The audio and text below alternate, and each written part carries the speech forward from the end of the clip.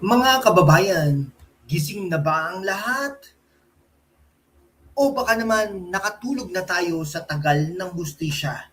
Bakit tila may special treatment dyan sa Blue Ribbon ng Senado ng Pilipinas? Si Senador Rodante Marcoleta hindi na nakatiis. Hinamon si Ping Lacson. Ilabas si Martin. Naku, talagang nagkaka na diyan mga kaibigan, no? Bakit ba natatakot ang iba kay Senador Marcoleta? Because he speaks the language of the law with the soul of the masses. He's asking a simple question. Where is the accountability? Senator Ping, we respect your experience as an investigator. Pero bakit ngayon? Parang manghuhula na lang tayo. Why wait for 11 signatures if the evidence is staring us in the face? Alam nyo, para hindi uminit ang ulo nyo sa panonood, kailangan nyo ng Ninja Creamy Deluxe. Gawa muna kayo ng sorbetes habang pinapanood ang banggaan sa Senado. Itatagpo din natin yan mga kaibigan. Si Martin Romualdez, sabi niya, hindi siya mananahimik. Pero bakit hindi siya umarap sa Blue Ribbon? Is he above the law? O baka naman ang proteksyon ay nagmumula mismo sa loob ng komite? Parang kitchen cabinet organizer lang yan. Kapag hindi mo inayos ang mga nakatagong dumi sa loob, aalingasaw at aalingasaw yan. Mga kababayan, sa mundo kung saan ang kasinungalingan ay nangingibabaw, salamat at kita-kits sa laban. Lacson says he needs more signatures. Marcoleta says the report is unsigned. In the middle of the bureaucracy, the taxpayers' money is floating, literally, dahil sa baha. Nakikinig ba tayo gamit ang bit solo 4 dahil ang sagutan nila mas masakit pa sa tenga kaysa sa base sa headphones ninyo. Mga kaibigan, tanungin ko lang po kayo, mga OFWs at kabataan, for your comments. Kayo ba, naniniwala bang patutunguhan itong Blue Ribbon Committee na ito? Kayo, diyang mga nasa abroad, mga OFWs, nagpapadala kayo ng remittance para sa pamilya ninyo, pero ang pera ng bayan, napupunta lang ba sa mga ghost projects? Every peso stolen from flood control is a life lost in a typhoon.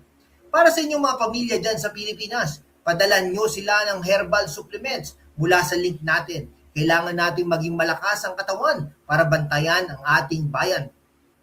Mga kaibigan, will Romualdez finally testify? Will Lacson yield to Marcoleta's pressure? The credibility of the Senate is on the line. Hindi pwedeng face-off lang sa TV. Kailangan ng hustisya sa papel at korte, mga kaibigan. Mga kababayan, let's be real. Bakit tila nagiging teledrama ang Blue Ribbon Committee?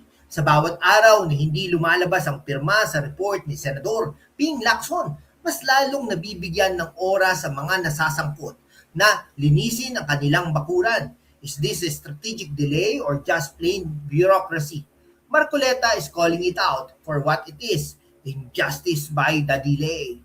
Okay si Speaker Martina, dating Speaker Martin Romualdez, busy sa nation building daw. Pero how can you build a nation on shaky foundations? Literally, on flood control projects that don't work. If he has nothing to hide, the Blue Ribbon is the best platform to clear his name.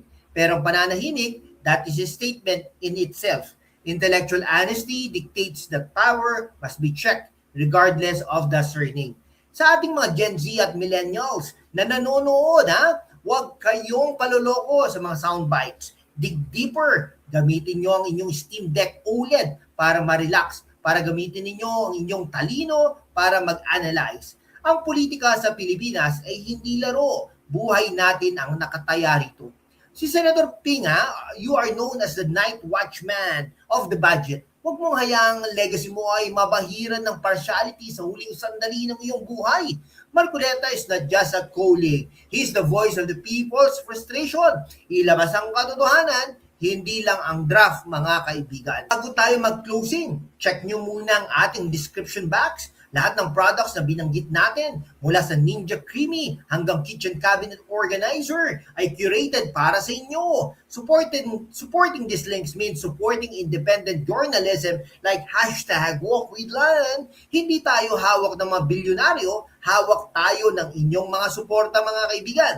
Isulat sa comment section Hashtag Marcoleta Matabang o hashtag ilabas ang katotohanan. Gusto kong makita kung sino ang gising para sa puntong ito sa ating live stream. Ang inyong engagement na nagtutulak sa algorithm para makita ito ng iba nating kababayan na naliligaw ng impormasyon, mga kaibigan. Mga kababayan, let's be real, ha? Bakit tila nagiging teledrama ang Blue Ribbon sa bawat araw na hindi lumalabas ang pirma sa report ni Senador Ping Lacson? Mas lalong nabibigyan ng oras ang mga nasasangkot na linisin ang kanilang mga bakuran. Is this a strategic delay or just plain democracy? Marcoleta is calling it out for what it is, injustice by the delay. Si Speaker Martin, busy sa nation building daw. Pero how can you build a nation on shaky foundations, literally on flood control projects that don't work? If he has nothing to hide, the Blue Ribbon is the best platform to clear his name. Pero pananahimik, that is a statement in itself. Intellectual honesty lang tayo, ha? Dictates that power must be checked regardless of the surname. Sa ating mga Gen Z, mga kaibigan, ha? At millennials na nanonood, huwag kayong paloloko sa mga sound bites. Dig deeper.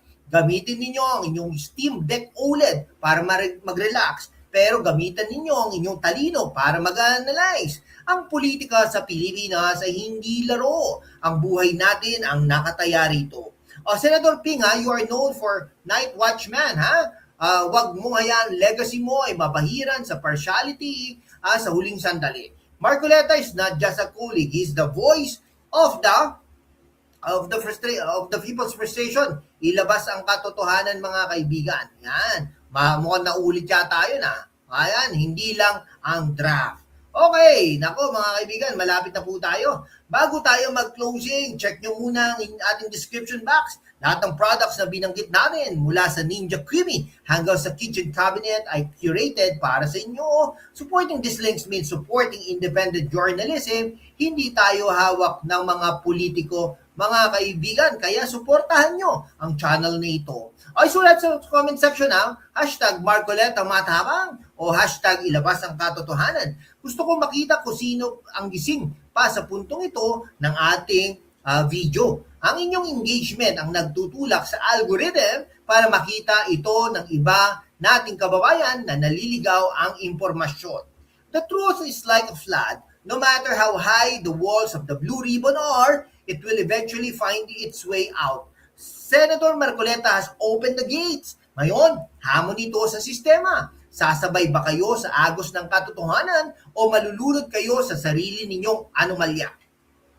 Huwag kalimutang i-check ang ating link sa description, ha? Mula sa Steam Deck OLED hanggang sa paintbrush cleaner. Lahat yan ay vetted for quality. Subscribe, like, and share. Ito ang hashtag WalkWithLan.